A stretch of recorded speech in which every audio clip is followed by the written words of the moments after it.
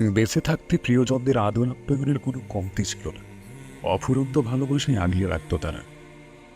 এত অকৃত্রিম মায়ামমতার ভিড়ে কাউকে পর ভাববার কোনো ফুরসতই পায়নি কখনো। কিন্তু ঘুণাক্ষরেও ভাবিনি এর সবটাই যে ছিল স্বার্থোদ্ধারের নিখুঁত অভিনয়। নইলে যেই না আমার চোখ দুটো বন্ধ হয়ে গেল, অমনি যে তারা আমাকে দূর দূর করে দাঁড়িয়ে দিল। এক নজর চোখের আড়াল হলে চিন্তায় যারা অজ্ঞান হয়ে পড়ত, আজ সজ্ঞানেই যে তারা আমাকে ভয়ানক অন্ধকারে পুঁতে দিচ্ছে। কেন?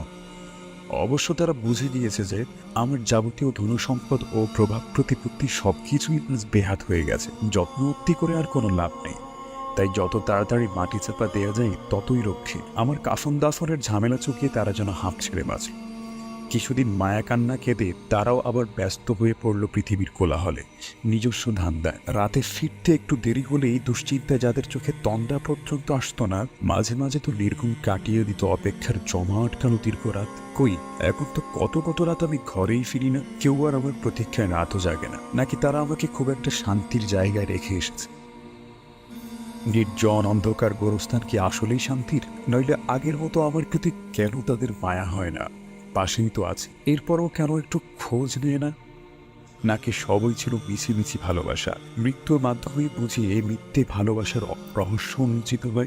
নইলে যেই না আমার ফুসফুসটা স্থির হয়ে গেল, ঠিক তখনই আমার সম্পদের মাঝে তারা জবরদখল শুরু করে দিল। আমাকে অন্ধকার কৃষ্ণ গহ্বরে ফেলে রেখে আমার সবকিছু ভাগাভাগি করে নিয়ে গেল আমার আপন জনরাই। আমার চায়ের কাপটাতেও রোজ চুমুক দেয় কেউ না কেউ। আমার প্লেটটাতে এখনো চেটে ফুটে ভাত খেয়ে ওঠে আমার স্বজনেরা। শখের বিছানাটাতেও আরামসে নাক টিনে ঘুমায় আমার প্রিয়তম। আমার কষ্টার্জিত টাকা দিয়ে পরমানন্দে ফুটানি করে বেড়ায় আমার আদরের সাহেবজাদারা। অথচ এখানে আমি পণ্যের অভাবে একেবারে নিঃস্ব। সময়ের ব্যবধানে আমিও বিস্তৃত হয়ে গেলাম প্রিয়জনদের কাছে। আমার অসহায় আত্মার ব্যথাতুর আর্তনাদ কেউ শুনতে আসে না।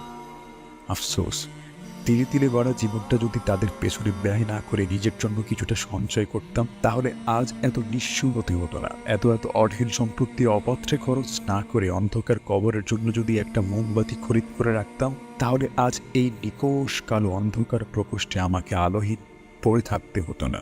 যদি এই দমবদ্ধ হয়ে আসা ঘরের জন্য একটা জানলার বন্দোবস্ত করে আসতে পারতাম, তাহলে এই আবদ্ধ গুদাম ঘরে আমায় অন্তত বায়ুহীন পড়ে মরতে হতো না। অর্থ আর খ্যাতির মোহে সন্তান দুনিয়াবী শিক্ষায় অমানুষ না বানিয়ে নবমী শিক্ষায় যদি একজন আদর্শ আলোকিত মানুষ হিসেবে গড়ে তুলতাম, কিংবা একজন হাফেজ অথবা আলেম বানাতাম, তাহলে এই দুর্দিনে আমাকে এমন বেকায়দায় পড়তে হতো না। হয়তো সে কোনো নীরব নিশুতির শেষ প্রহরে তাহাজ্জুদের পবিত্র জায়নামাজে, কিংবা কোনো নিস্তব্ধ মৃয়মন গোধূলিতে আমার নির্জন কবরের পাশে এসে অশ্রুসিক্ত চোখে বিড়বিড় করে আল্লাহর কাছে বলতো, রব্বির হামহুমা কামা রব্বায়ানি সগীরা। তবেই আমার মানব জন্ম সার্থক হতো। কিন্তু আফসোস, আফসোস, মহান আফসোস।